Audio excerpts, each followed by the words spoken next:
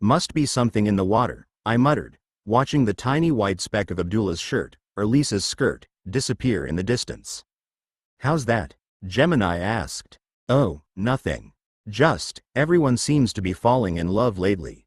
I was thinking of Prabhakar, Vikram, and Johnny Cigar. And I knew the look I'd seen in Abdullah's eyes as he'd ridden off. He was a long way more than interested. Funny you should mention that. What do you make of sexual motivation, Lynn? Scorpio asked me. Come again? In a manner of speaking, Gemini innuendoed, winking indecently. Come on, be serious for a minute, Scorpio scolded. Sexual motivation, Lynn. What do you make of it? What, exactly, do you mean? Well, we're having a debate, you know. A discussion, Gemini interrupted.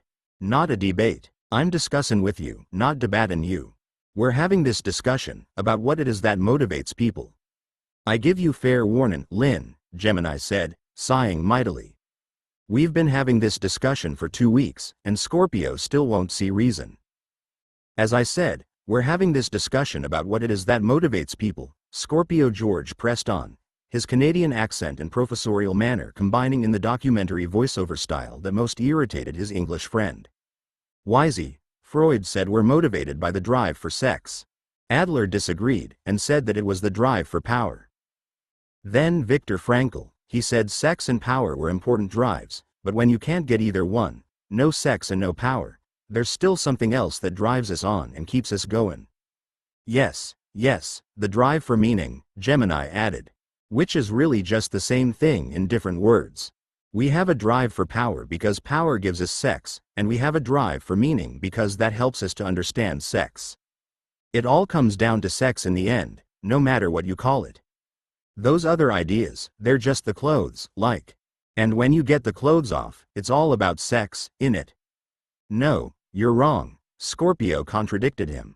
We're all driven by a desire to find meaning in life. We have to know what it's all about. If it was just sex or power, we'd still be chimpanzees. It's meaning that makes us human beings. It's sex that makes human beings, Scorpio, Gemini put in, his wicked leer working even harder. But it's been so long, you've probably forgotten that. A taxi pulled up beside us. The passenger in the back seat waited in a band of shadow for a moment, and then slowly leaned closer to the window. It was Ulla. Lynn, she gasped, I need your help. She was wearing black-framed sunglasses, and there was a scarf tied around her head, covering her ash-blonde hair. Her face was pale and drawn and thin. This has a vaguely familiar ring to it, Ulla, I replied, not moving toward the cab. Please. I mean it. Please, get in. I have something to tell you, something you want to know. I didn't move. Please, Lynn. I know where Carla is. I will tell you, if you help me. I turned and shook hands with the George. In the handshake with Scorpio, I passed over an American $20 bill. I'd taken it from my pocket when I first heard their voices, and I'd kept it ready to hand over when we parted. In their world, I knew, it was enough money, if their nice little earner client fell through, to make them rich men for the night. I opened the door and got into the cab. The driver pulled away into the traffic, checking me out often in his rear vision mirror. I don't know why you're angry with me, Ulla whined, removing her sunglasses and stealing glances at me. Please don't be angry, Lynn. Please don't be angry. I wasn't angry. For the first time in too long, I wasn't angry. Scorpio's right, I thought. It's meaning that makes us human. There I was, with just the mention of a name, diving into the ocean of feeling again. I was looking for a woman, looking for Carla. I was involving myself in the world, and taking risks. I had a reason. I had a quest. And then I knew, in the excited moment, what it was that had caused my desolate mood at Majid's and put so much anger in me that day. I knew with perfect understanding that the momentary dream, the little boy's wish that Kader really was my father, had plunged me into that restless, tide rip of despair that fathers and sons too often let their love become. And seeing it, realizing it, remembering it, I found the strength to lift the darkness from my heart. I looked at Ulla. I stared into the blue labyrinth of her eyes and I wondered, without anger or sorrow, if she'd played a part in betraying me and having me put in prison. She reached out to put a hand on my knee.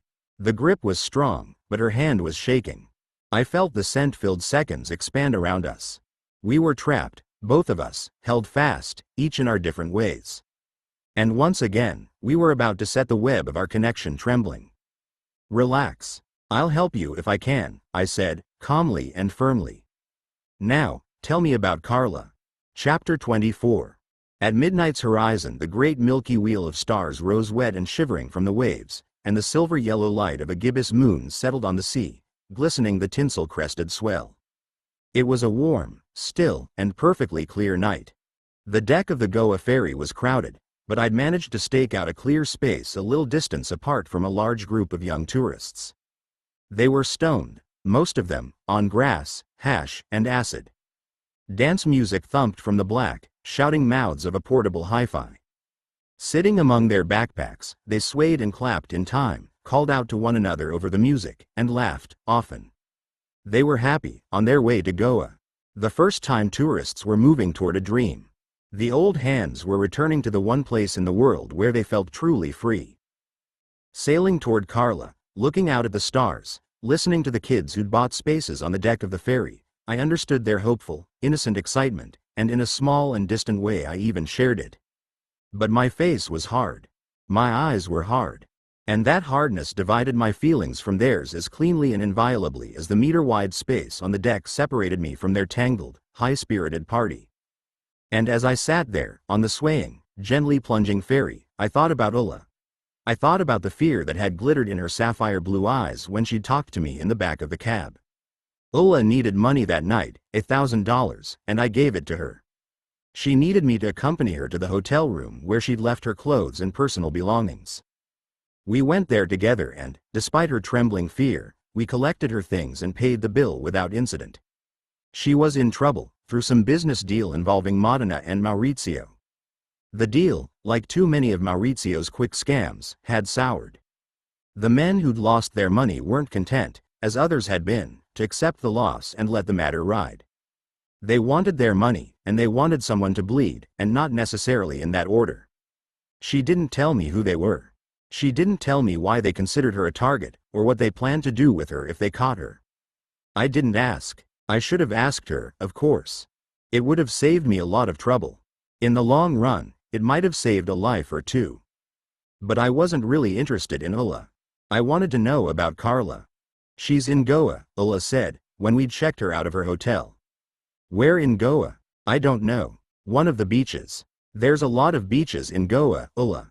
I know, she whined, flinching at my irritated tone. You said you know where she is. I do. She's in Goa. I know she's in Goa. She wrote to me, from Mapusa. I got her last letter only yesterday. She's somewhere near Mapusa. I relaxed a little. We loaded her belongings into the waiting cab, and I gave the driver directions to Abdullah's apartment in Breach Candy. I checked the streets around us carefully, and was fairly sure that we weren't being watched. When the cab moved off I sat back in silence for a while, watching the dark streets run in the window. Why did she leave? I don't know. She must have said something to you. She's a talkative girl. Ulla laughed. She didn't say to me anything about leaving. If you want to know what I think, I am in the opinion that she left because of you. My love for Carla cringed at the thought. My vanity preened itself in the flattery. I smothered the conflict in a harsher tone. There must be more to it. Was she afraid of something? Ulla laughed again. Carla's not afraid of anything. Everyone's afraid of something. What are you afraid of, Lynn? I turned, slowly, to stare at her, searching in the faint light for some hint of spite, some hidden meaning or allusion in the question. What happened on the night you were supposed to meet me at Leopold's? I asked her. I couldn't make it that night. I was prevented from coming there. Modena, him and Maurizio, they changed their plans at the last minute, and they stopped me. I seem to recall that you wanted me there because you didn't trust them. That's true. Well, I trust Modena, you know, kind of, but he is not strong against Maurizio. He can't stay in his own mind when Maurizio tells him what to do. That still doesn't explain it, I grumbled. I know, she sighed, clearly upset. I'm trying to explain it. Maurizio, he had a deal planned. Well, actually, he had a rip-off planned, and I was the one in the middle. Maurizio was using me because the men he was planning to steal money from, they liked me, and they kind of trusted me, you know how it is. Yeah, I know how it is. Oh, please, Lynn, it wasn't my fault that I wasn't there that night. They wanted me to meet the customers, alone. I was afraid of those men, because I knew what Maurizio was planning to do, and that's why I asked you to be with me, as my friend. Then, they changed their plans and we had the meeting all together, in another place, and I couldn't get away to let you know about it. I tried to find you the next day, to explain to you and make an apology, but you were gone. I looked everywhere, I promise you I did. I was very sorry that I didn't go there to meet you at Leopold's, like I promised you that night. When did you find out that I was in jail? After you got out. I saw Didier, and he told me that you looked terrible. That was the first thing that I... Just a moment. Do you think I had something to do with you going in the prison? Is that what you think? I held the stare for a few seconds before replying.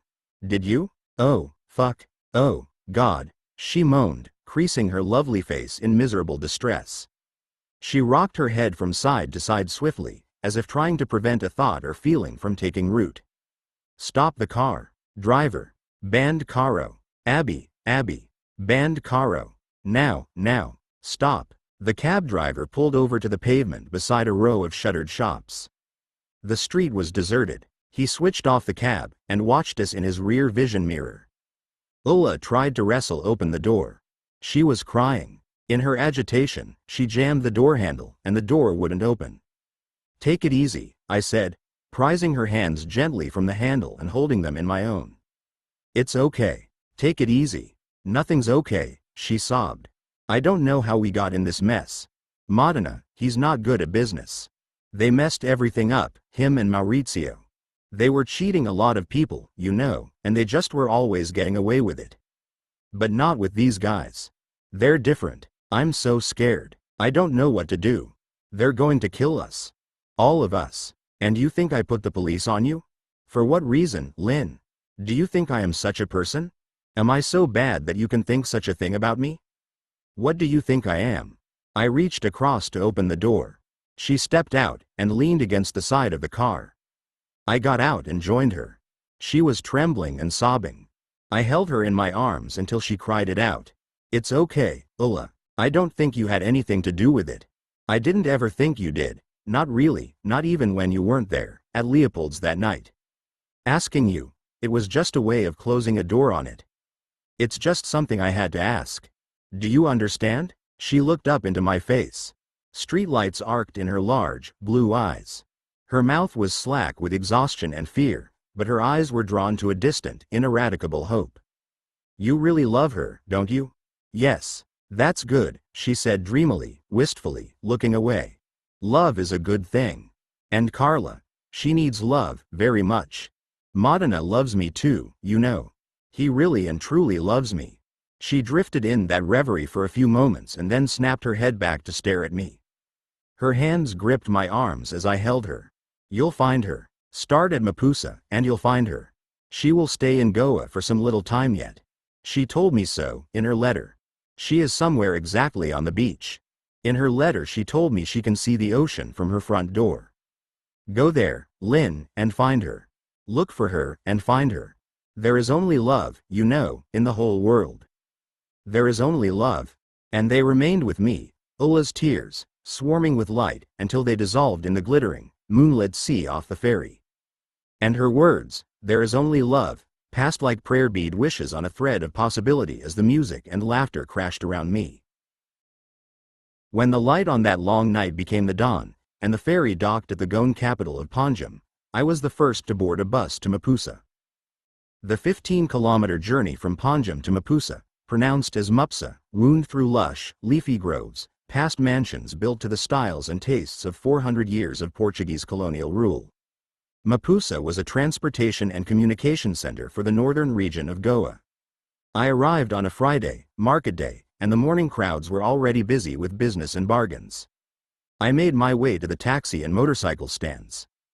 After a bout of bartering that invoked an august assembly of deities from at least 3 religions and incorporated spirited, carnal references to the sisters of our respective friends and acquaintances, a dealer agreed to hire out an Enfield Bullet motorcycle for a reasonable rental. I paid a bond and a week's rent in advance, kick-started the bike, and set off through the market's mall toward the beaches. The Enfield of India 350cc Bullet was a single-cylinder, four-stroke motorcycle, constructed to the plans of the original 1950s model of the British Royal Enfield. Renowned for its idiosyncratic handling as much as for its reliability and durability, the Bullet was a bike that demanded a relationship with its rider. That relationship involved tolerance, patience, and understanding on the part of the rider. In exchange, the Bullet provided the kind of soaring, celestial, wind-weaving pleasure that birds must know, punctuated by not infrequent near-death experiences. I spent the day cruising the beaches, from Kalingute to Chapora. I checked every hotel and guest house, sprinkling the arid ground with a shower of small but tempting bribes. I found local money changers, drug dealers, tour guides, thieves, and gigolos at each of the beaches. Most of them had seen foreign girls who answered her description, but none could be sure that he'd seen Carla. I stopped for tea or juice or a snack at the main beach restaurants, asking waiters and managers. They were all helpful, or tried to be helpful, because I spoke to them in Marathi and Hindi.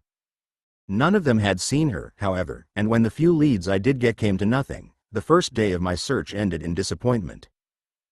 The owner of the seashore restaurant in Anjuna, a heavy-set young Maharashtrian named Dashrant, was the last local I spoke to, as the sun began to set.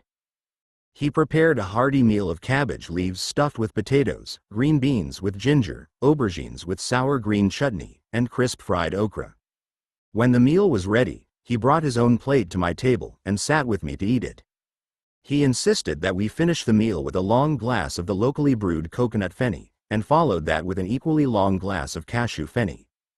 Refusing to accept payment for the meal from a Gora who spoke his native Marathi, Dashrant locked the restaurant and left with me, as my guide, on the back of my motorcycle. He saw my quest to find Carla as very romantic, very Indian, he said, and he wanted me to stay nearby, as his guest. There are a few pretty foreign girls in the area, he told me.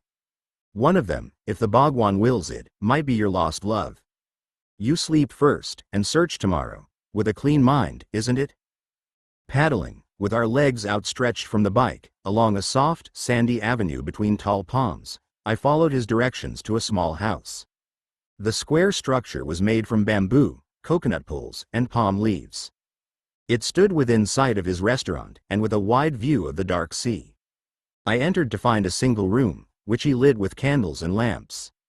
The floor was sand. There was a table and two chairs, a bed with a bare rubber mattress, and a metal rack for hanging clothes. A large matka was filled with clean water. He announced, with pride, that the water had been drawn that day from a local well. There was a bottle of coconut fenny on the table, with 2 glasses. Assuring me that the bike and I would be safe there, because it was known by all in the area to be his house, Dashrant handed me the key to the door's chain and padlock, and told me to stay until I found my girl. Winking a smile at me, he left. I heard him singing as he walked back between the slender palms to his restaurant. I pulled the bike in against the hut, and tied a length of cord from it to the leg of the bed, covering it with sand. I hoped that if someone tried to steal the bike, the movement would wake me. Exhausted and disappointed, I fell onto the bed and was asleep in seconds. It was a nourishing, dreamless sleep, but I woke after 4 hours, and I was too alert, too restless, to find sleep again. I pulled my boots on, took a can of water, and visited the toilet at the back of the hut.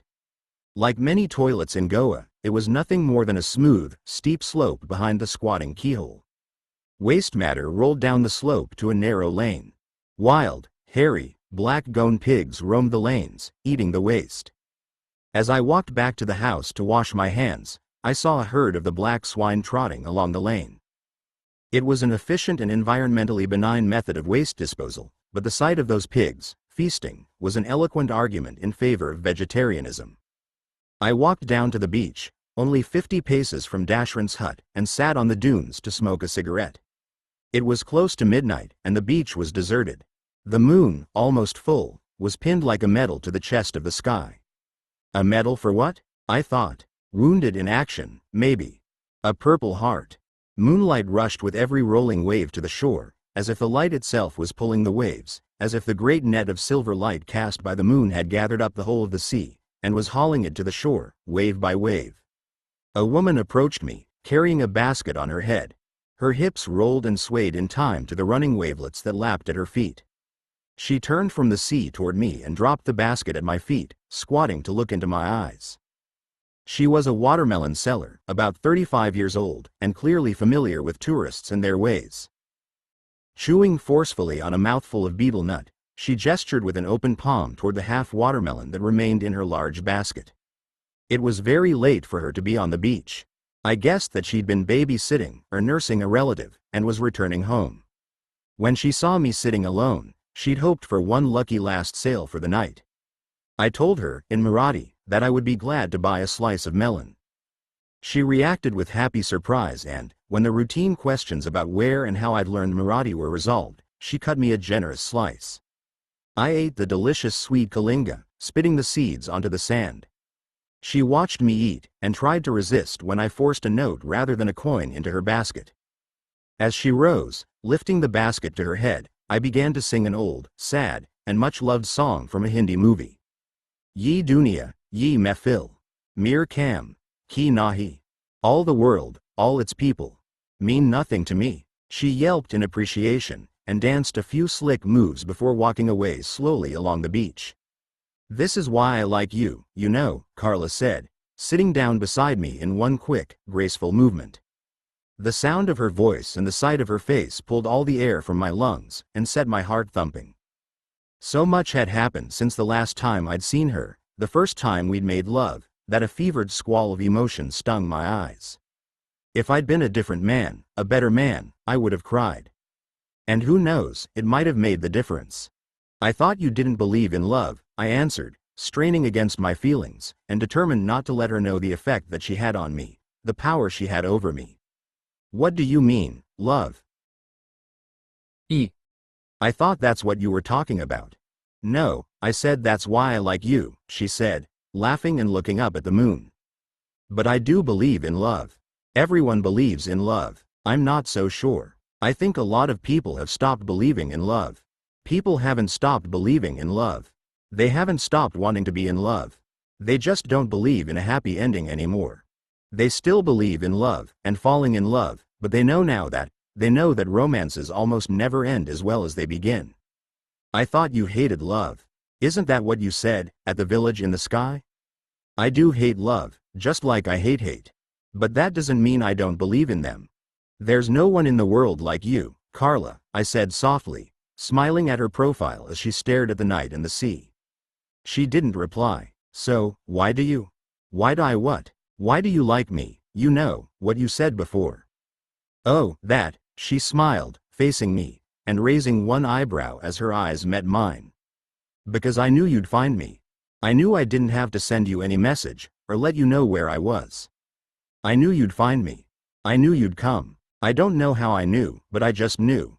And then, when I saw you singing to that woman on the beach, you're a very crazy guy, Lynn. I love that. I think that's where your goodness comes from, your craziness. My goodness? I asked, genuinely surprised. Yes, there's a lot of goodness in you, Lynn. It's a very hard thing to resist, real goodness, in a tough man. I didn't tell you, did I, when we worked together, in the slum? I was so proud of you. I knew you must have been scared, and very worried, but you only smiled for me, and you were always there, every time I woke up, every time I went to sleep. I admire what you did there, as much as anything I've ever seen in my life. And I don't admire much. What are you doing here in Goa, Carla? Why did you leave? It would make more sense to ask why you stay there. I've got my reasons. Exactly. And I had my reasons for leaving. She turned her head to watch a lone, distant figure on the beach. It seemed to be a wandering holy man, carrying a long staff.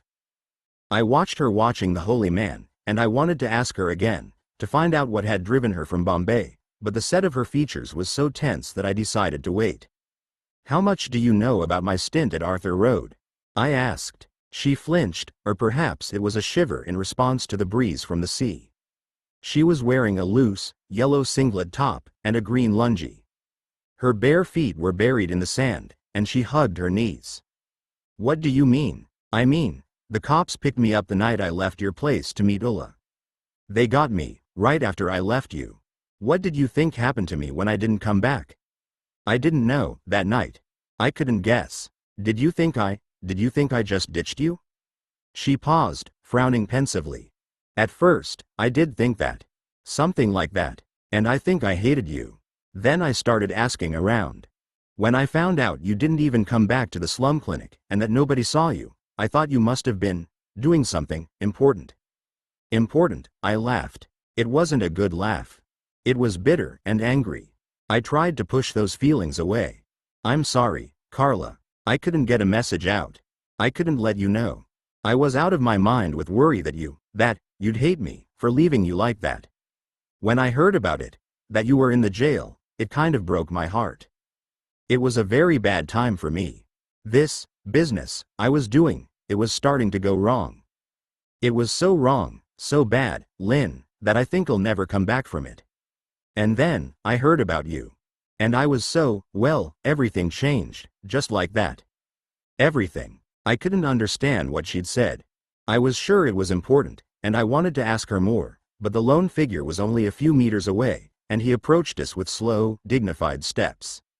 The moment was lost. He was indeed a holy man.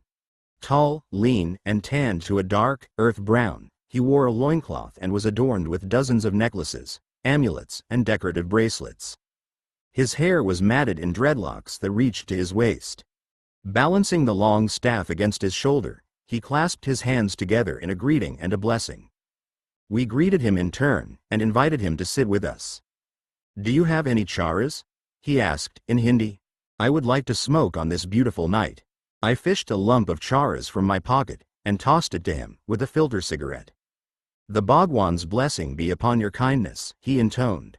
"And a blessing of the Bhagwan upon you also," Carla replied in perfect Hindi. "We are very happy to see a devotee of the Lord Shiva at this full moon." He grinned, showing gaps in his teeth, and set to preparing a chillum. When the clay pipe was ready, he raised his palms to gain our attention. "Now, before we smoke, I want to give you a gift in return," he said. "Do you understand?" "Yes, we understand," I said, smiling to match the light in his eyes. "Good. I give you both a blessing. My blessing will always stay with you. I give you this blessing in this way." He raised his arms above his head, and then bent over on his knees, touching his forehead to the sand, with his arms outstretched. Kneeling upright again and raising his hands, he repeated the gesture several times while mumbling indistinct words. Eventually, he sat back on his feet, smiled the gap-toothed smile at us, and nodded for me to light the pipe. We smoked in silence. When the pipe was finished, I refused to accept the return of the lump of charas. Acknowledging the gift with a solemn bow of his head, the holy man stood to leave. As we looked up at him, he slowly raised his staff to point it at the almost full moon. At once, we saw and understood what he meant. The pattern on the surface of the moon, that in some cultures is called the rabbit, suddenly looked to both of us like a kneeling figure raising his arms in prayer. Chuckling happily, the sadhu walked away along the gentle dunes. "I love you, Carla," I said when we were alone again. "I loved you the first second I saw you. I think I've loved you for as long as there's been love in the world. I love your voice. I love your face. I love your hands. I love everything you do, and I love the way you do everything. It feels like magic when you touch me. I love the way your mind works and the things you say. And even though it's all true, all that, I don't really understand it, and I can't explain it, to you or to myself. I just love you. I just love you with all my heart. You do what God should do. You give me a reason to live. You give me a reason to love the world." She kissed me, and our bodies settled together on the yielding sand. She clasped her hands in mine, and with our arms outstretched above our heads we made love while the praying moon seduced the sea, luring the waves to crash and crumble on the charmed, unfailing shore. And for a week, then, we played at being tourists in Goa. We visited all the beaches on the coast of the Arabian Sea, from Chapora to Cape Rama. We slept for 2 nights on the white gold wonder of Kolva Beach. We inspected all the churches in the old Goa settlement. The festival of Saint Francis Xavier, held on the anniversary of the saint's death, every year, bound us in immense crowds of happy, hysterical pilgrims. The streets were thronged with people in their Sunday best clothes. Merchants and street stall operators came from all over the territory. Processions of the blind, the lame, and the afflicted, hoping for a miracle, rambled toward the Basilica of the Saint Xavier, a Spanish monk, was one of the 7 original Jesuits in the order founded by his friend Ignatius Loyola. Xavier died in 1552. He was just 46 years old, but his spectacular proselytizing missions to India, and what was then called the Far East, established his enduring legend. After numerous burials and disinterments, the much exhumed body of Saint Francis was finally installed in the Basilica of Bom Jesus, in Goa, in the early 17th century. Still remarkably, some would say miraculously, well preserved, the body was exposed to public view once in every 10 years. While seemingly immune to decay, the saint's body had suffered various amputations and subtractions over the centuries. A Portuguese woman had bitten off one of the saint's toes, in the 16th century, in the hope of keeping it as a relic. Parts of the right hand had been sent to religious centers, as had chunks of the holy intestines. Carla and I offered outrageously extravagant bribes to the caretakers of the basilica, laughing all the while, but they steadfastly refused to allow us a peek at the venerable corpse. "Why did you do the robberies?"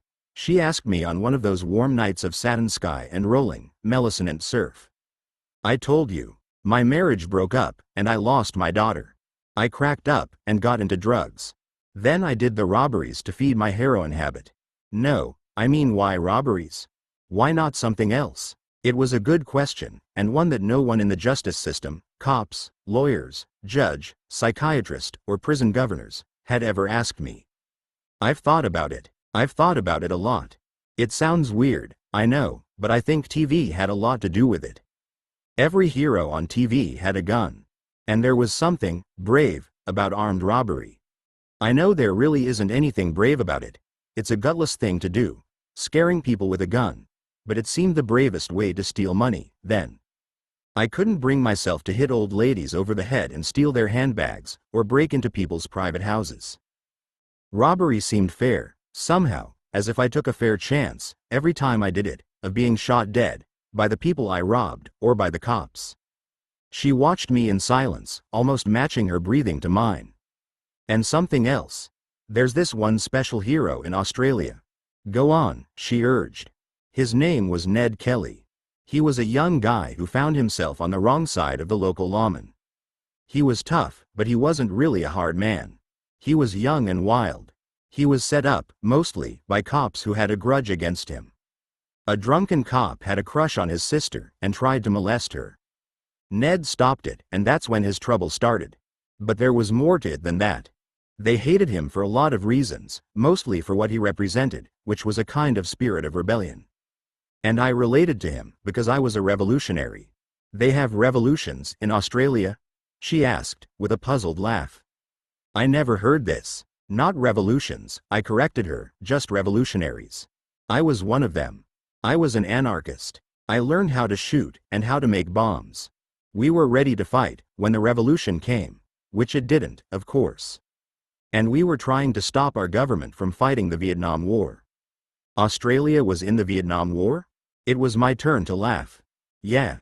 Most people outside Australia don't know it, but we were in the war, all the way with the USA. Australian soldiers died beside American soldiers in Vietnam, and Australian boys were drafted to fight. Some of us refused to go, just like the American draft resistors. A lot of guys went to jail because they wouldn't fight. I didn't go to jail. I made bombs and organized marches and fought the cops at the barricades until the government changed and they pulled us out of the war." "Are you still one?" "Still one what? Are you still an anarchist?" It was a hard question to answer, because it forced me to compare the man I'd once been with the man I'd allowed myself to become. "Anarchists," I began and then faltered. "No political philosophy I ever heard of loves the human race as much as anarchism. Every other way of looking at the world says that people have to be controlled, and ordered around, and governed. Only the anarchists trust human beings enough to let them work it out for themselves. And I used to be that optimistic once. I used to believe and think like that. But I don't, anymore. So, no, I guess I'm not an anarchist now." "And that hero, when you did the armed robberies, you identified with him?" "With Kelly, Ned Kelly, yeah. I think I did. He had a gang of young guys, his younger brother, and his 2 best friends, and they did these hold-ups, robbing people. The cops sent a hit squad after him, but he beat them, and a couple of cops got killed. What happened to him? They caught him. There was a shootout. The government declared war on him. They sent a trainload of cops after him, and they surrounded his gang at a hotel in the bush. A hotel in a bush? The bush, it's what we call the countryside in Australia. Anyway, Ned and his guys were surrounded by this army of cops. His best friend was shot in the throat and killed. His kid brother, and another kid named Steve Hart, shot each other with their last bullets rather than let themselves be captured. They were 19 years old. Ned had this armor made from steel, a helmet and a chest plate. He came at them, the army of cops, with both guns blazing. He frightened the shit out of them, at first, and they ran away. But their officers drove them back to the fight. They shot Ned's legs out from under him. After a phony trial, with false statements from witnesses, Ned Kelly was sentenced to death. Did they do it? Yeah. His last words were, "Such is life." That was the last thing he said. They hanged him, and then cut off his head, and used it as a paperweight. Before he died, he told the judge who'd sentenced him that they'd meet, very soon, in a higher court. The judge died not long after. She was watching the story in my face as I told it. I reached out for a handful of sand, and let it run through my fingers.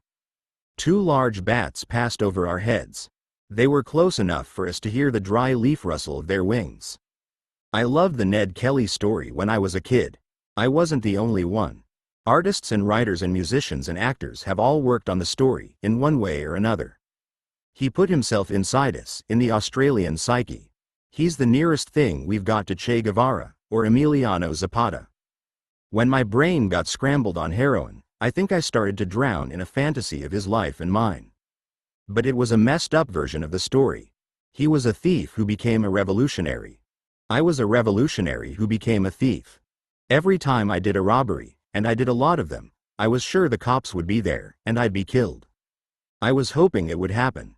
I played it out in my mind.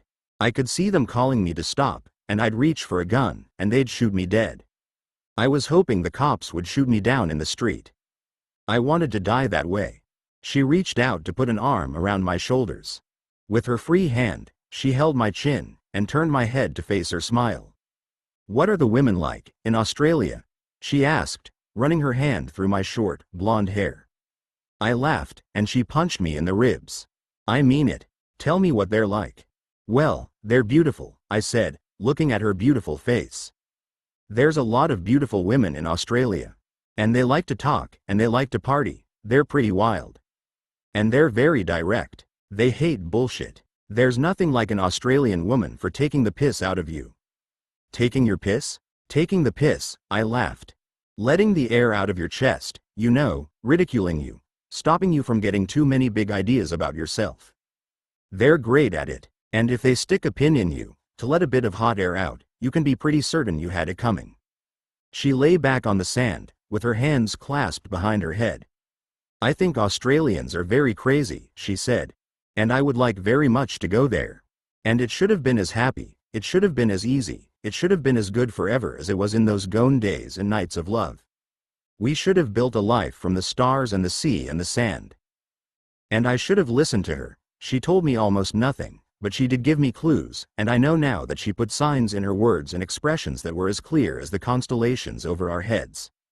But I didn't listen. It's a fact of being in love that we often pay no attention whatsoever to the substance of what a lover says, while being intoxicated to ecstasy by the way it's said. I was in love with her eyes, but I didn't read them. I loved her voice, but I didn't really hear the fear and the anguish in it. And when the last night came, and went, and I woke at dawn to prepare for the trip back to Bombay, I found her standing at the doorway, staring at the great shimmering pearl of the sea. "Don't go back," she said as I put my hands on her shoulders and kissed her neck. "What?" I laughed. "Don't go back to Bombay." "Why not?" "I don't want you to." "What's that supposed to mean?" "Just what I said. I don't want you to go." I laughed, because I thought it had to be a joke. "Okay," I said, smiling and waiting for the punchline. "So, why don't you want me to go? Do I have to have a reason?" she demanded. "Well, yeah, it just so happens, I do have reasons. But I'm not going to tell you. You're not? No, I don't think I should have to. If I tell you I've got reasons, it should be enough, if you love me, like you say you do. Her manner was so vehement, and the stand she was taking so inflexible and unexpected, that I was too surprised to be angry. Okay, I said reasonably, let's try this again. I have to go back to Bombay. So, why don't you come with me, and then we'll be together, forever and ever, amen. I won't go back, she said flatly. Why the hell not? I can't. I just don't want to, and I don't want you to, either. Well, I don't see the problem. I can do what I have to do in Bombay, and you can wait here. I'll come back when it's all done. I don't want you to go, she repeated in that same monotone. Come on, Carla. I have to go back. No, you don't. My smile curled into a frown. Yes, I do. I promised Ulla I'd be back in 10 days. She's still in trouble. You know that. Ulla can look after herself, she hissed, still refusing to turn and look at me. Are you jealous of Ulla? I asked, grinning, as I reached out to stroke her hair. Oh, don't be stupid, she snapped. She turned, and there was fury in her eyes. I like Ulla, but I'm telling you she can take care of herself. Take it easy. What's the matter? You knew I was going back. We've talked about this. I'm getting into the passport business. You know how important that is for me. I'll get you a passport. I'll get you 5 passports. My stubbornness began to rouse itself. I don't want you to get me a passport. I want to learn how to make them and change them myself. I want to learn it all, everything I can. They're going to teach me how to fix passports and forge them. If I learn that, I'll be free. And I want to be free, Carla. Free. That's what I want. Why should you be any different? She demanded. What do you mean? Nobody gets what they want, she said. Nobody does. Nobody. Her fury dimmed into something worse, something I'd never seen in her, a resigned and defeated sorrow. I knew it was a sin to put such a feeling in such a woman, in any woman. And I knew, watching her little smile fade and die, that sooner or later I would pay for it. I spoke to her softly, slowly, trying to win her agreement. I sent Ulla to my friend Abdullah's. He's looking after her. I can't just leave her there. I have to go back. I won't be here when you look for me next time, she said, turning to lean against the doorway once more. What's that supposed to mean? Just what I said. Is that some kind of threat? Is that an ultimatum? You can call it what you like, she answered dully, as if waking from a dream. It's just a fact. If you go back to Bombay, I'll give up on you. I won't go with you, and I won't wait for you. Stay with me now, here, or go back alone. The choice is yours. But if you go back, it will finish us. I stared at her, bewildered and angry and in love. You have to give me more than that, I said, more softly. You've got to tell me why. You've got to talk to me, Carla. You can't just give me an ultimatum, without any reason, and expect me to go along with it. There's a difference between a choice and an ultimatum. A choice means that you know what's going on, and why, before you decide. I'm not the kind of man you can give an ultimatum to. If I was, I wouldn't have escaped from jail. You can't tell me what to do, Carla. You can't order me to do something, without an explanation. I'm not that kind of man. You've got to tell me what's going on. I can't. I sighed, and spoke evenly, but my teeth were clenched. I don't think I'm doing a very good job of explaining this.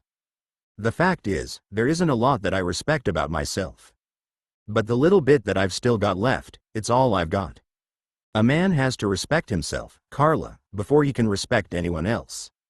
If I just give in, and do whatever you want me to do, without any kind of reason, I wouldn't respect myself. And if you tell the truth, you wouldn't respect me, either. So, I'm asking you again. What's this all about? I can't. You mean, you won't. I mean, I can't, she said softly, and then she looked straight into my eyes. And I won't. That's just how it is. You told me, just a little while ago, that you would do anything for me. I want you to stay here. I don't want you to go back to Bombay. If you do go back, it's all over between us. What kind of man would I be, I asked, trying to smile, if I went along with that? I guess that's your answer, and you've made your choice, she sighed, pushing past me to walk out of the hut. I packed my bag and strapped it to the bike. When all was ready, I went down to the sea. She rose from the waves and walked toward me slowly, dragging her feet through the shifting sand. The singlet and lungi clung to her body. Her black hair gleamed sleek and wet under the soaring sun. The most beautiful woman I'd ever seen. "I love you," I said, as she came into my arms and we kissed. I spoke the words against her lips, her face, her eyes. I held her close to me. "I love you. It'll be okay. You'll see. I'll be back soon." "No," she answered woodenly, her body not stiff, but utterly still, the life and the love drained out of it. "It won't be all right. It won't be okay. It's over. And I won't be here after today." I looked into her eyes, and felt my own body harden, hollowed out by pride. My hands fell from her shoulders. I turned, and walked back to the bike. Riding to the last little cliff that gave a view of the beach, our beach, I stopped the bike and shielded my eyes to look for her. But she was gone. There was nothing but the waves breaking like the curved spines of playful porpoises, and the traceless, empty, tousled sheets of sand. Chapter 25. A smiling servant opened the door and ushered me into the room, gesturing for me to be silent. He needn't have bothered. The music was so loud in the room that I couldn't have been heard, even if I'd shouted. Cupping his hand as if it were a saucer, and pretending to sip from it, he mimed an offer of chai. I nodded. He closed the door behind him quietly, leaving me alone with Abdul Ghani. The portly figure stood in the broad curve of a high bay window, looking out at a wide view of roof garden plateaus, balconies ablaze with green and yellow saris hung out to dry, and rust-red herringbone rooftops. The room was huge. Ornate ceiling rosettes surrounded thick, gold suspension chains for 3 elaborate chandeliers on the distant ceiling. At the end of the room near the main door, there was a long dining table with 12 high-backed teak chairs.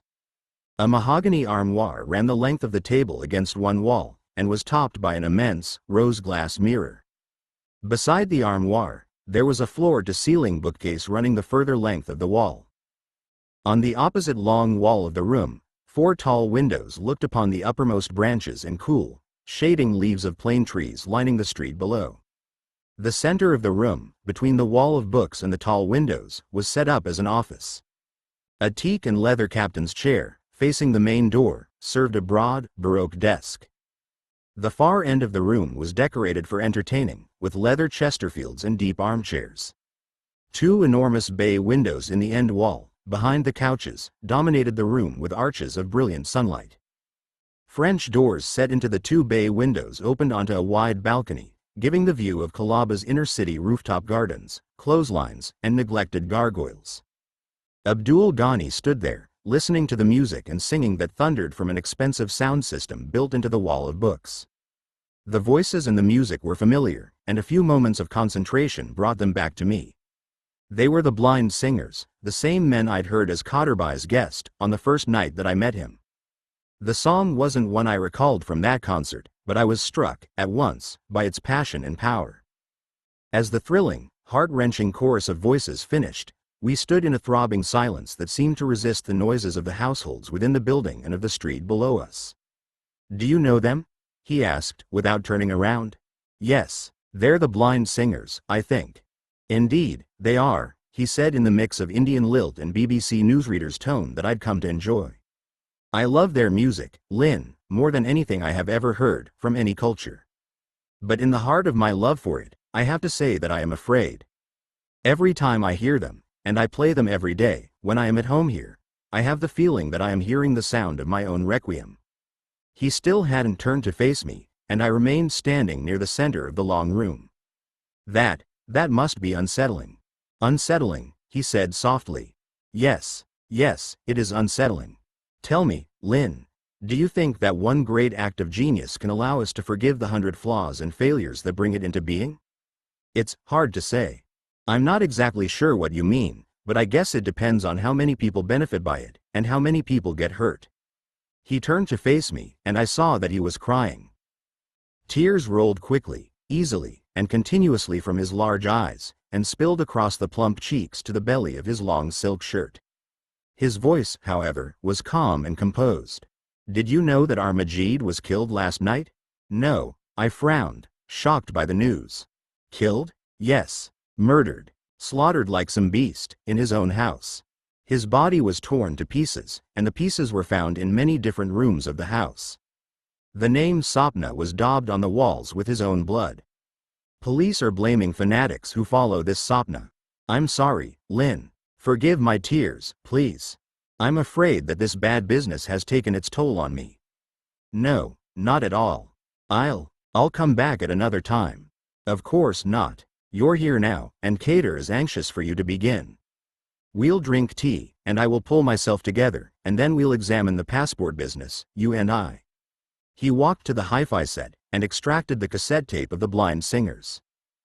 Sliding it into a gold plastic case, he approached me and pressed it into my hand.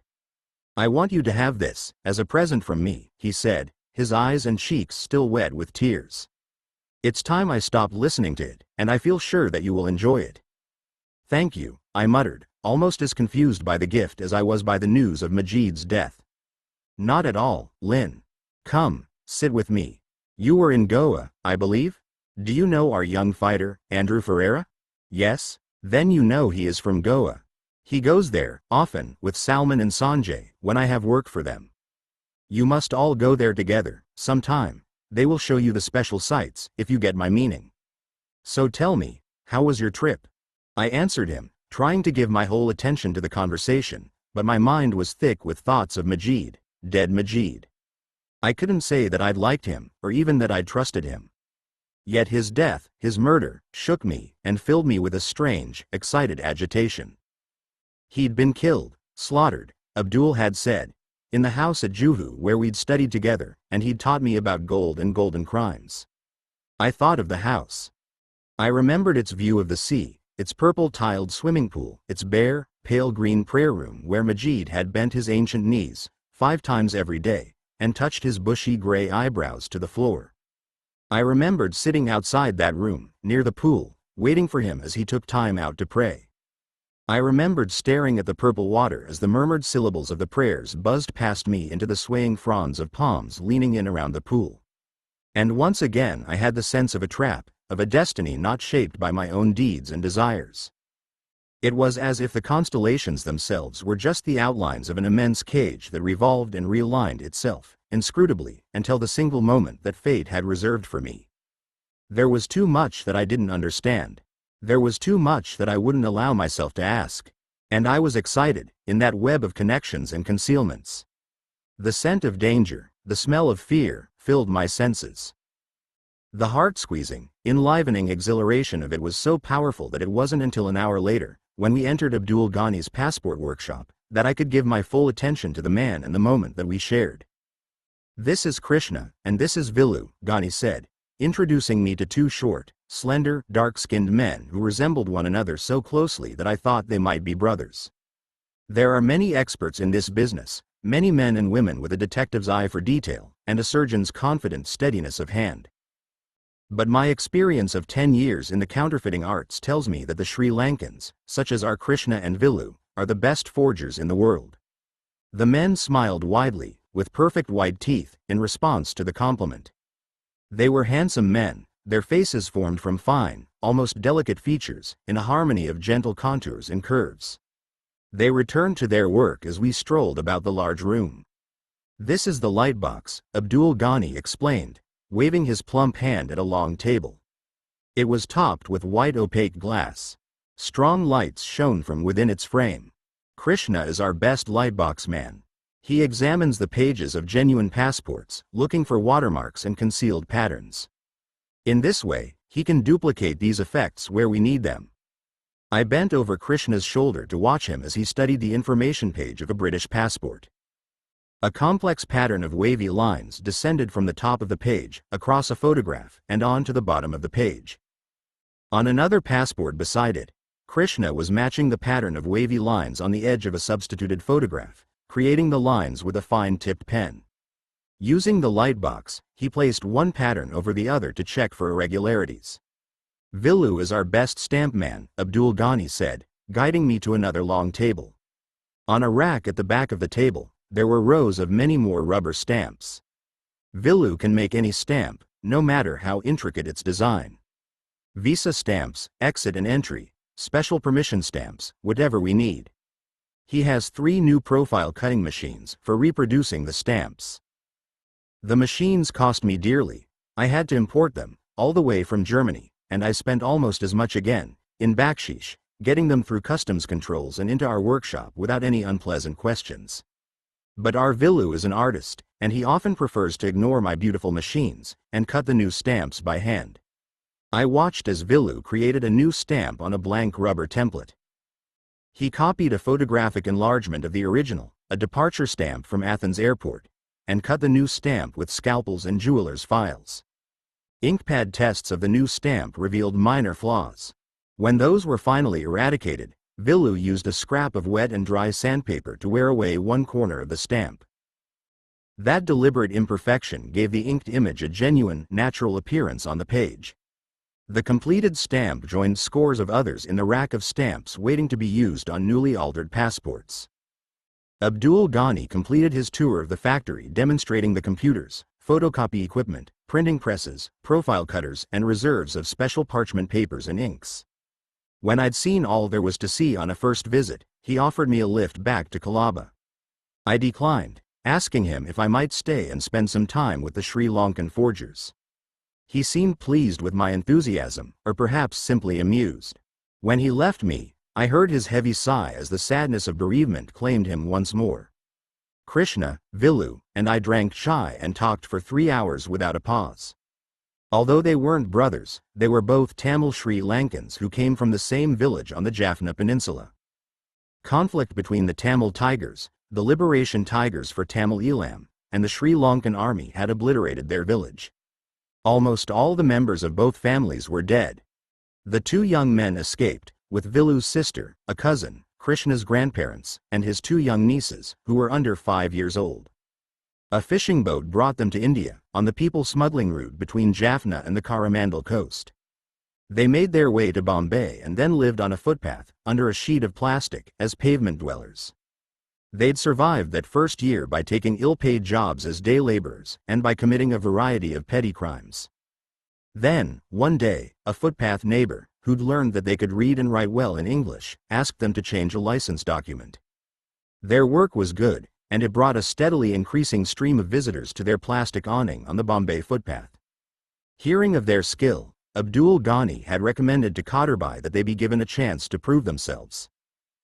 2 years later, at the time that I met them, Krishna and Vilu shared a large, comfortable apartment with the surviving members of their 2 families, saved money from their generous salaries, and were arguably the most successful forgers in Bombay, India's counterfeiting capital. I wanted to learn everything. I wanted the mobility and security that their passport skills offered me. They spoke English well. My enthusiasm fueled their natural congeniality, and that first conversation flowed with good humor. It was a propitious start to the new friendship. I visited Krishna and Vilu every day for a week after that meeting.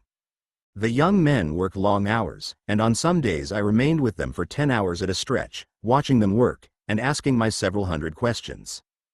The passports that they worked on fell into 2 main groups: those they obtained as genuine, used passports, and those that were blank and unused. The used passports had been stolen by pickpockets, lost by tourists, or sold by desperate junkies from Europe, Africa, the Americas, and Oceania. The blank passports were rare. They'd been sold by corrupt officials at consulates and embassies and departments of immigration, from France to Turkey to China. Those that found their way into Qadarbhai's area of influence were bought immediately at any price, and given to Krishna and Vilu. They showed me a blank, original, unused passport from Canada as an example. It was housed in a fireproof safe with others from the United Kingdom, Germany, Portugal, and Venezuela. With sufficient patience, expertise, and resources, the 2 forgers could change almost anything in a passport to suit a new user's requirements. Photographs were substituted, and the ridge marks or indentations of a heavy stamp were imitated, using something as humble as a crochet hook. Sometimes the stitching that bound a passport was carefully removed, and whole groups of pages were replaced, using clean pages from a second passport. Dates, details, and stamps were all altered or erased with chemical solvents. New data was inserted in an appropriate shade, selected from a comprehensive catalog of printers' inks. Some of the changes defied the scrutiny of experts, and none of them was detectable in routine examinations. During that first week of passport studies, I found a new, safe, comfortable apartment for Ulla in neighboring Tardeo, not far from the Haji Ali Mosque. Lisa Carter, who'd visited Ulla almost every day at Abdullah's apartment, and visited, far more warmly, with Abdullah himself, agreed to share the new place. We moved them and their belongings in a small fleet of taxis. The two women liked one another and got on well. They drank vodka, cheated at Scrabble and gin rummy, enjoyed the same kinds of movies on video, and swapped clothes. They'd also discovered, in the weeks they'd spent in Abdullah's surprisingly well-stocked kitchen, that they liked one another's cooking. The new apartment was a new beginning for them and, despite Ulla's lingering fears about Maurizio and his crooked deals, she and Lisa were happy and optimistic. I continued